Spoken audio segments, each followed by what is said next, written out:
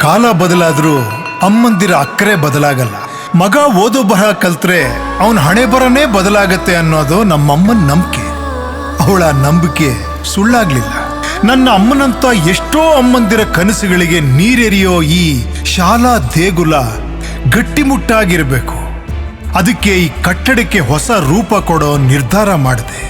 ಪ್ರತಿಯೊಂದು ಸಾಮಗ್ರಿಗಳನ್ನು ಬಹಳ ಎಚ್ಚರಿಕೆಯಿಂದ ಆಯ್ಕೆ ಮಾಡಿದೆ. ಯಾಕಂದ್ರೆ ಚಿಗುರೊಡೆಯೋ ಕನಸುಗಳಿಗೆ ಬಲವಾದ ಅಡಿಪಾಯ ಬೇಕು. ಕಟ್ಟಿದ್ದ ಶಾಲೆ ತಲೆಮಾರುಗಳವರೆಗೂ ಸದೃಢವಾಗಿರ್ಬೇಕು.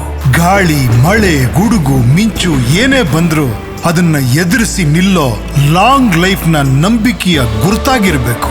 ಭರವಸೆಯ ಕಟ್ಟಡಗಳು, ಸುದೀರ್ಘ ಬಾಳಿಕೆಯ ಕನಸುಗಳು.